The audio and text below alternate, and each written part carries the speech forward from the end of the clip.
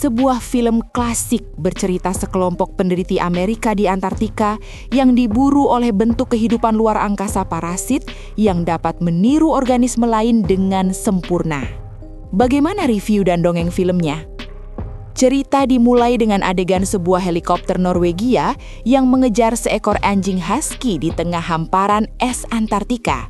Para pilot menembaki anjing tersebut secara brutal, tampak panik dan putus asa.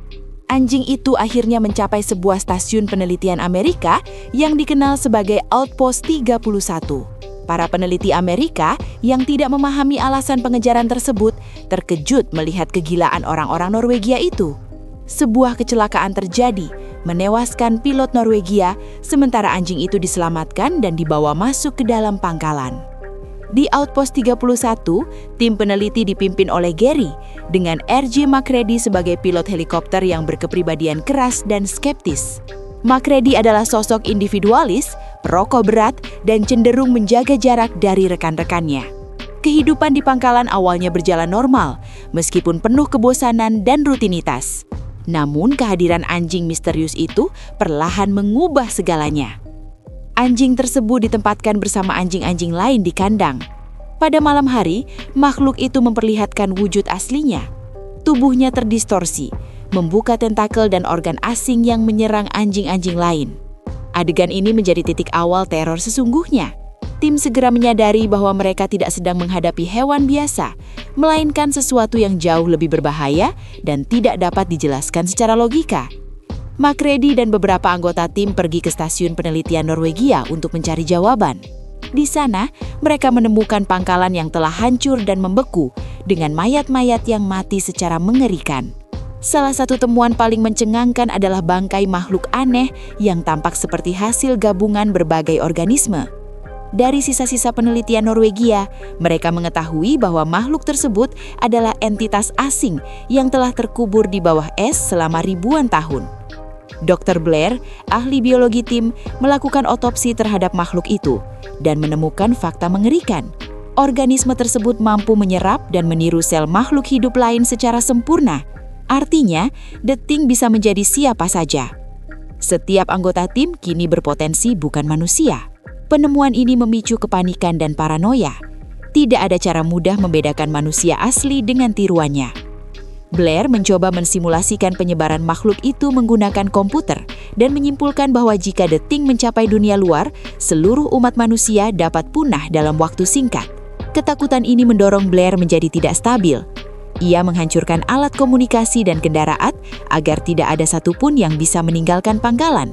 Percaya bahwa isolasi adalah satu-satunya cara menyelamatkan dunia.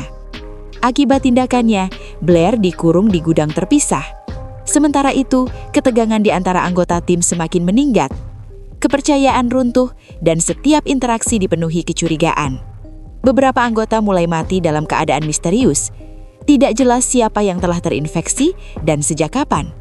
Ketakutan terbesar bukan hanya kematian, melainkan kemungkinan bahwa sahabat, rekan kerja, atau bahkan diri sendiri bukan lagi manusia. McCready mulai mengambil peran kepemimpinan. Ia menyadari bahwa mereka membutuhkan metode ilmiah untuk mengidentifikasi makhluk tersebut.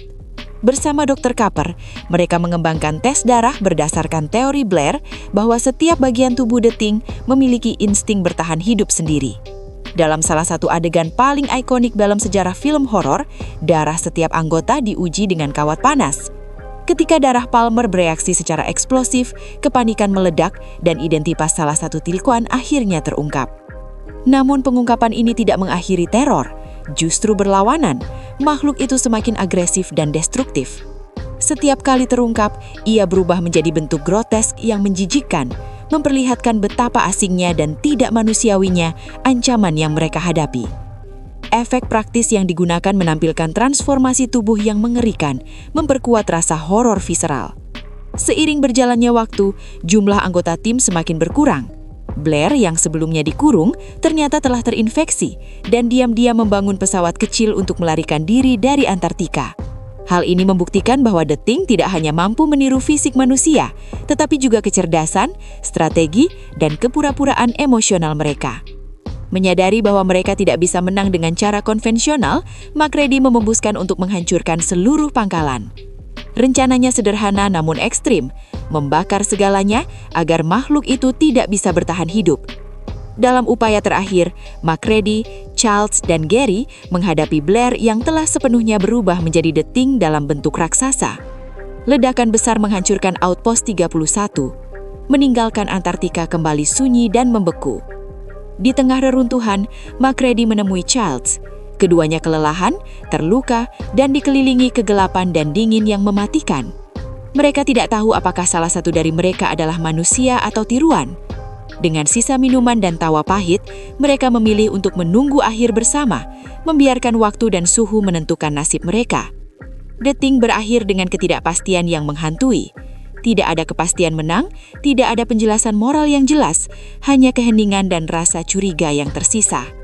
Film ini meninggalkan penonton dengan pertanyaan mendalam tentang identitas, kepercayaan, dan sifat dasar manusia ketika dihadapkan pada ancaman yang tidak bisa dipahami.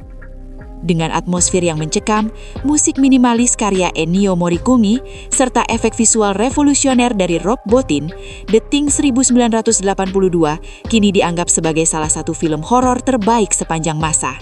Lebih dari sekedar kisah monster, film ini adalah alegori tentang isolasi, paranoia, dan ketakutan eksistensial yang relevan hingga hari ini.